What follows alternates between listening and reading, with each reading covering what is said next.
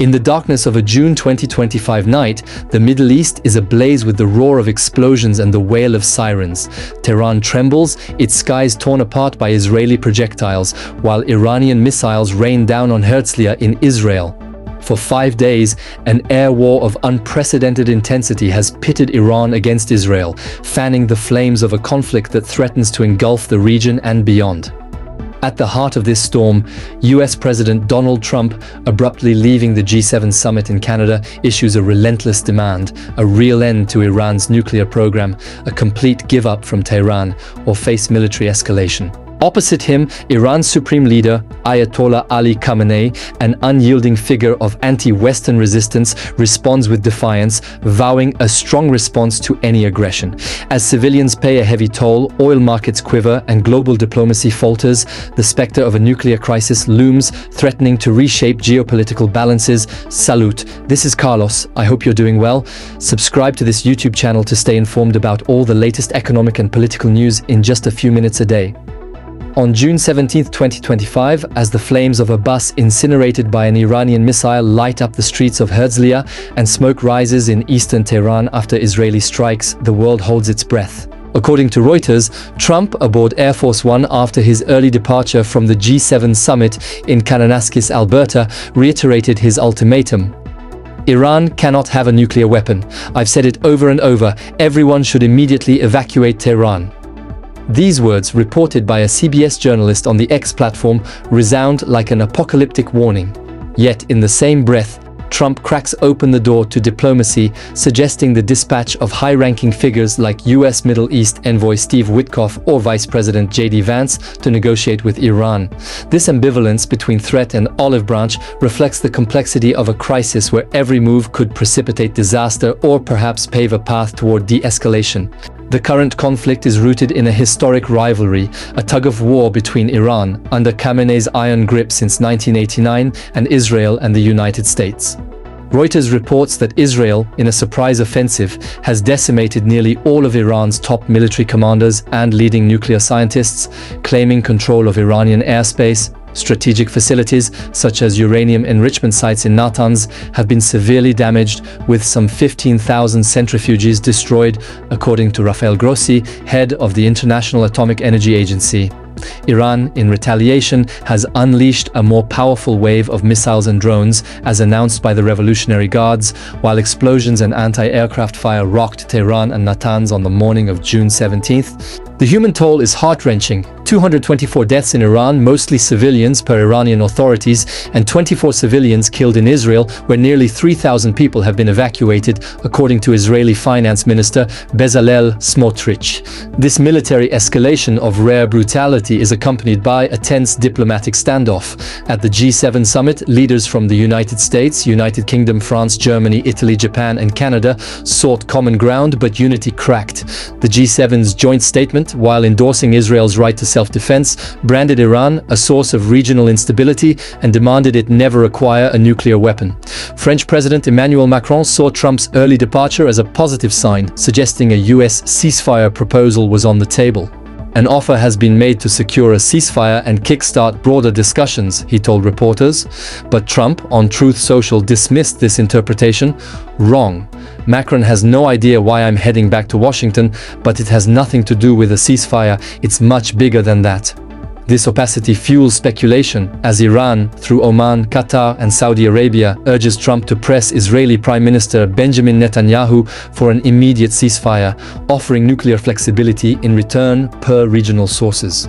To grasp Tehran's intransigence, we must turn to Ali Khamenei, whose portrait by Reuters reveals a man who, for nearly 4 decades, has made opposition to the US and Israel the bedrock of his power. At 86, Khamenei, an unexpected successor to Ayatollah Khomeini, has transformed an initially fragile status into unchallenged authority, leaning on the Revolutionary Guards and a financial empire, the Setad, worth tens of billions of dollars. His axis of resistance, a network of alliances with Hezbollah, the Houthis, Iraqi militias, and Syria's Bashar al-Assad regime, has long defied Western hegemony.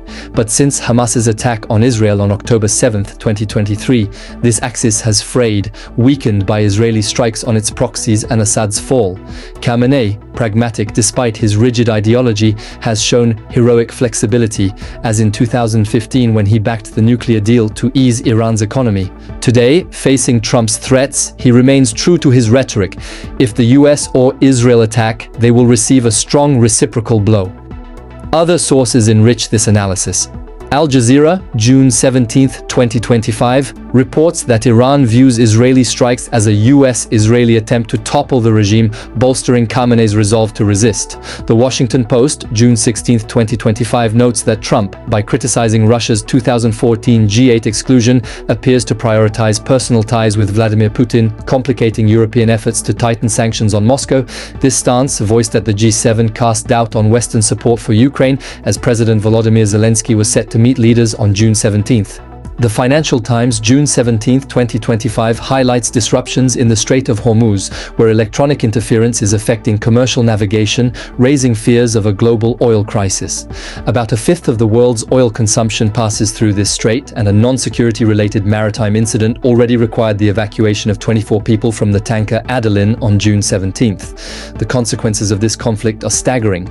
Economically, a prolonged escalation could skyrocket oil prices, shaking global economies already strained by inflation and trade tensions. Politically, Khamenei's intransigence and Trump's hardline approach risk torpedoing any dialogue. Iran's offer of nuclear flexibility for a ceasefire, relayed by regional sources, could be a starting point, but mutual distrust between Washington and Tehran complicates negotiations. Iran's Foreign Minister Abbas Araghchi conditioned any response on a complete halt to Israeli aggression, stating on X, "If Trump is serious about diplomacy, the next steps are crucial." Humanitarily, civilian losses mount, with Iranian hospitals urgently recalling doctors and nurses, and thousands of Israelis evacuated.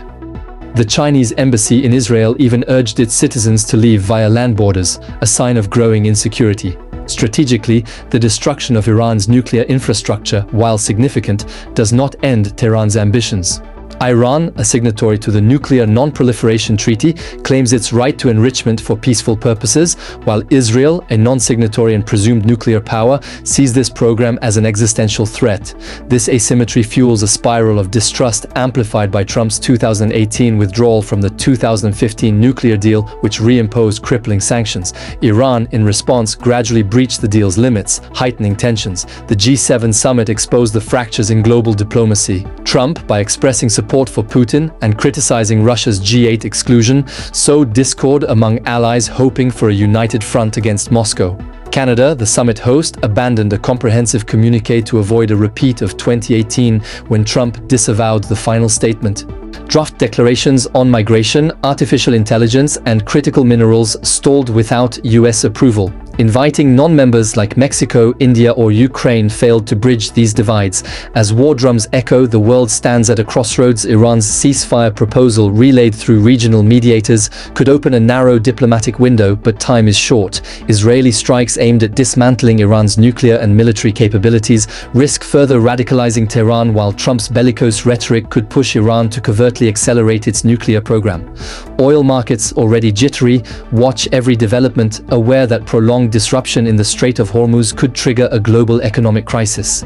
Civilian populations caught in the crossfire continue to bear the brunt, while the international community, divided, struggles for a unified response. In conclusion, this Israeli-Iranian conflict, fueled by decades of hostility, nuclear ambitions, and geopolitical rivalries, places the world on the brink. Trump, oscillating between threats and diplomacy, and Khamenei, balancing resistance and pragmatism, hold the keys to possible de-escalation, but their irreconcilable stances make the outcome uncertain. As missiles streak across the skies and civilians flee, the international community must redouble efforts to avert a total war with incalculable consequences. Only bold diplomacy, backed by coordinated global pressure, could still pull the region back from the abyss.